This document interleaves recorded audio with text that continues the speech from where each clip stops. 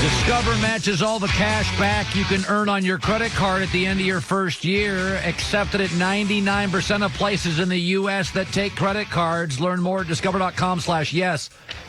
Limitations apply. Rich Kleiman is a business partner, a manager for Kevin Durant. He's going to be joining us. Kevin Durant it has been such a strange NBA season.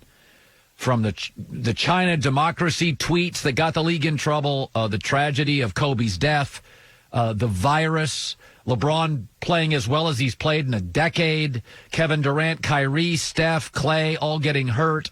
I don't remember any year like this. I was starting to really get into the league. I'm more of a football guy until we get to about February.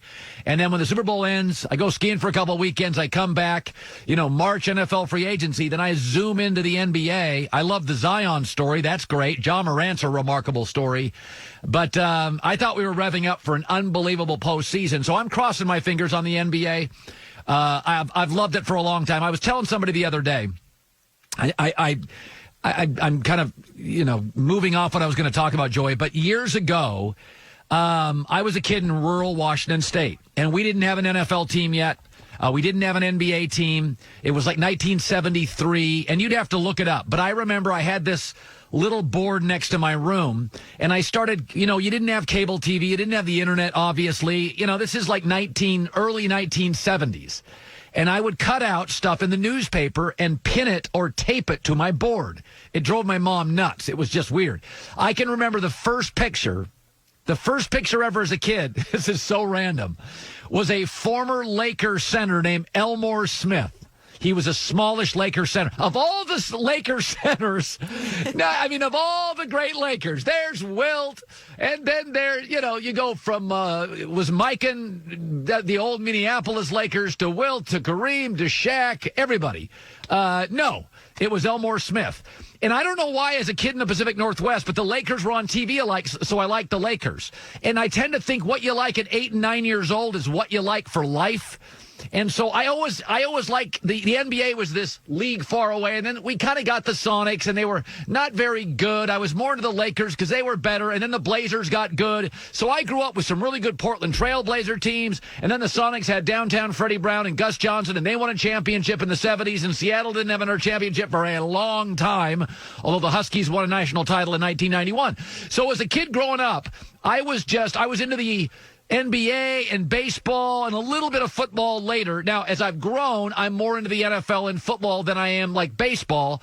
But I've always loved the NBA, and I thought this year was really unique. You had the big markets, the small markets, the young star, the old star. You had a bunch of duos, and I thought we were going to have this just collection of intense, long series, and then this hits. And I don't know what to make of it. I'm crossing my fingers because I think Clippers, Lakers, Bucks, Celtics is a great Final Four. I want to say this. The most captivating player in the NFL draft to me is Tua. I've told you before, archive this, John. He's my number one quarterback. Now, I think Joe Burrow's a very good player. I think if Tua remains healthy, he's Drew Brees. I never bought into Baker as Drew Brees. I think this is Drew Brees. Athletic, but really a pocket passer with a perfect temperament. So the story is he's fully cleared and ready to compete. He passed his 4th medical checkup on his surgically repaired hip. Now, here's the thing about Tua. There's a lot of injury talk. He broke a finger. I don't care. He had 2 ankle surgeries. I frankly don't care much, and I'll tell you why. Because in both of these surgeries, they were called tightrope surgeries on his ankle.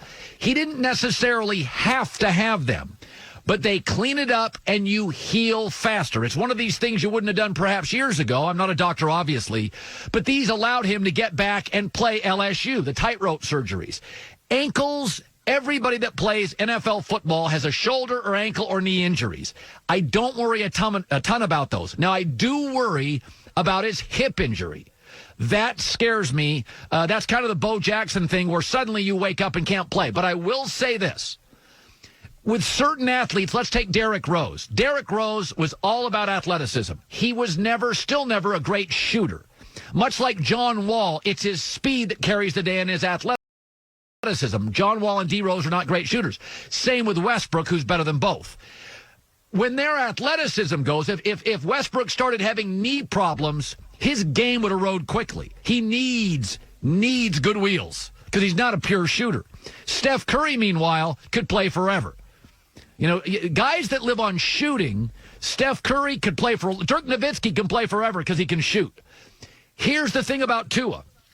If you look at Tua's strengths, they're not tied to athleticism. It's a beautiful, accurate football, tremendous leadership, sees the field, has a pocket presence, throws a feathery, soft, deep ball. He has a very, very quick release. If he was more Russell Wilson, maybe, like Carson Wentz. Carson Wentz can live without running, but boy, it helps. Russell Wilson can live without running, but boy, it helps. Tua's a pocket passer with a great touch, who's a great leader, who's great pre-snap, who sees the field. He's not tied to athleticism like some quarterbacks are. I'm rolling the dice. He's my number one. I'm not too worried about ankle stuff. Pro athletes hurt ankles all the time. I'd still take Tua at number one. Hour two next.